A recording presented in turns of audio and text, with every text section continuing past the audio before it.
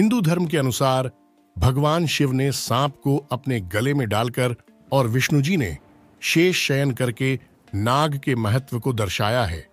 वैदिक युग से ही नाग पूजा का प्रारंभ माना जाता है, इसीलिए नाग जाति का इतिहास भारत के प्राचीन गौरव का प्रतीक है। चलिए नाग देवता की कहानी को जानते हो, पर उससे पहले हमारे चैनल को सब्सक्राइब करें और वीडियो को लाइक करें। प्राचीन काल में एक सेठ जी के 7 पुत्र थे। 7 के विवाह हो चुके थे। सबसे छोटे पुत्र की पत्नी श्रेष्ठ चरित्र की विदुषी और सुशील थी, परंतु उसके भाई नहीं था। एक दिन बड़ी बहू ने घर लीपने को पीली मिट्टी लाने के लिए सभी बहुओं को साथ चलने को कहा, तो सभी धलिया और खुरपी लेकर मिट्टी खोदने लगी। तभी वहां एक सर्प निकला, जिसे बड़ी बहू खुरपी से मारने लगी। ये देखकर छोटी बहू ने उसे रोकते हुए कहा, मत मारो इसे, ये बेचारा निरपराध है। यह सुनकर बड़ी बहू ने उसे नहीं मारा। तब सर्प एक ओर जा बैठा। तब छोटी बहू ने उससे कहा, हम अभी लौट कर आती हैं, तुम यहां से जाना मत।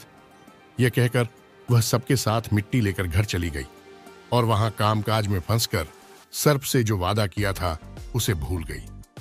उसे दूसरे दिन वह बात याद आई तो सबको साथ लेकर वहां पहुंची और सर्प को उस स्थान पर बैठा देखकर बोली, सर्प भैया नमस्कार।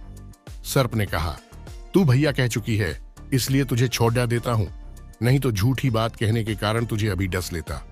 वह बोली, भैया मुझसे भूल हो गई, उसकी क्षमा मांगती हूं। तब सर्प बोला, अच्छा तू आज से मेरी बहन हुई और मैं तेरा भाई हुआ, तुझे जो मांगना हो मांग ले। वह बोली, भैया मेरा कोई नहीं है, अच्छा हुआ जो तू मेरा भाई बन गया। कुछ दिन व्यतीत होने पर वह सर्प मनुष्य का रूप रखकर उसके घर आया और बोला कि मेरी बहन को भेज दो। सबने कहा कि इसके तो कोई भाई नहीं था, तो वह बोला, मैं दूर के रिश्ते में इसका भाई हूं, बचपन में ही बाहर चला गया था। उसके विश्वास दिलाने पर घर के लोगों ने छोटी को उसके साथ भेज दिया। उसने मार्ग में बताया कि मैं वहीं सर्प हूं, इसलिए तू डरना नहीं, और जहां चलने में कठिनाई हो वहां मेरी पूंछ पकड़ डरेच लेना। उसने कहे अनुसार ही किया और इस प्रकार वह उसके घर पहुंच गई। वहां के धन ऐश्वर्य को देखकर वह चकित हो गई। एक दिन सर्प की माता ने उससे कहा, मैं एक काम से बाहर जा रही हूं, तू अपने भाई को ठंडा दूध पिला देना। उसे यह बात ध्यान न रही और उससे गर्म दूध पिला दिया, जिसमें उसका मुख बेतरह जल गया। यह देखकर सर्प की माता बहुत क्रोधित हुई, परंतु सर्प के समझाने पर शांत हो गई। तब सर्प ने कहा कि बहन को अब उसके घर भेज देना चाहिए। तब सर्प और उसके पिता ने उसे बहुत सा सोना, चांदी, जवाहरात, वस्त्र भूषण आदि देकर उसके घर पहुंचा दिया। इतना ढेर सारा धन देखकर बड़ी बहू ने ईर्ष्या से कहा, भाई तो बड्ढा धनवान है, तुझे तो उससे और भी धन लाना चाहिए। सर्प ने यह वचन सुना तो सब वस्तुएं सोने की लाकर दे दी। यह देखकर बड्ढी बहू ने कहा, इन्हें झाड़ने की झाड़ू भी सोने की होनी चाहिए। तब सर्प ने झाड़ू भी सोने की लाकर रख दी। सर्प ने छोटी बहू को हीरा मणियों का एक अद्भुत हार दिया था। उसकी प्रशंसा उस देश की रानी ने भी सुनी और वह राजा से बोली कि सेठ की छोटी बहू का हार यहां आना चाहिए। राजा ने मंत्री को हुक्म दिया कि उससे वह हार लेकर शीघ्र उपस्थित हो। मंत्री ने सेठ जी से जाकर कहा कि महारानी जी छोटी बहू का हार पहनेंगी, वह उससे लेकर मुझे दे दो। सेठ जी ने डर के कारण छोटी बहू से हार मंगाकर दे दिया। छोटी बहू को यह बात बहुत बुरी लगी।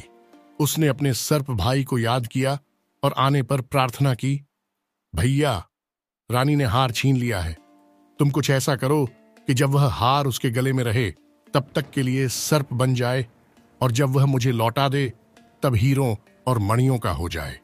सर्प ने ठीक वैसा ही किया। जैसे ही रानी ने हार पहना वैसे ही वह सर्प बन गया। यह देखकर रानी चीख पड़ी और रोने लगी। यह देखकर राजा ने सेठ के पास खबर भेजी कि छोटी बहू को तुरंत भेजो।